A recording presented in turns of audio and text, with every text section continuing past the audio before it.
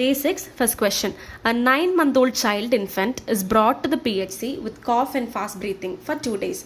On examination, the respiratory rate is 58 beats per minute. There is no chest indrawing and the infant is feeding well. Temperature 38.5 degrees Celsius and the child appears alert and there is no other signs of distress. According to IMNCI guidelines, how would you classify? First of all, what does this IMNCI stands for? It stands for Integrated Management of Neonatal and Childhood Illnesses.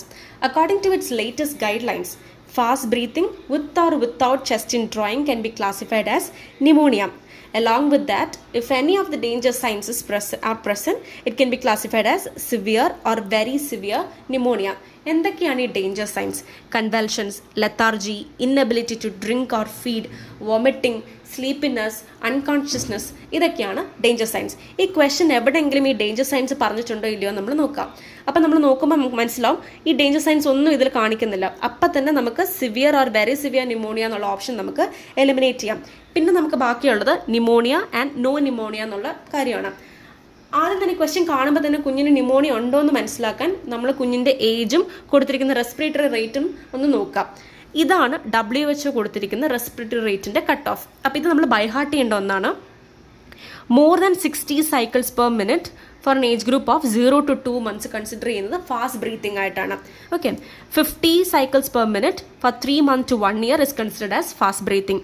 1 to 5 years age ഗ്രൂപ്പിലുള്ള കുട്ടികൾക്ക് more than 50 cycles per minute is considered as fast breathing.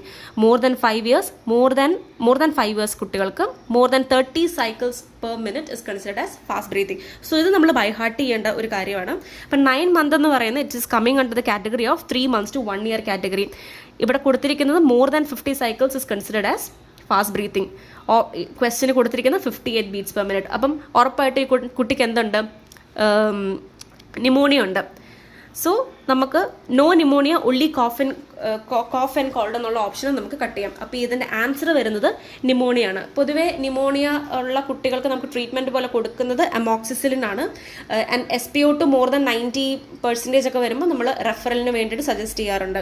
And അതുപോലെ തന്നെ severe and very severe pneumonia കേസുകൾ നമ്മൾ ampicillin വിത്ത് gentamicin ഒക്കെയാണ് ട്രീറ്റ്മെൻറ്റായിട്ട് കൊടുക്കുന്നത്.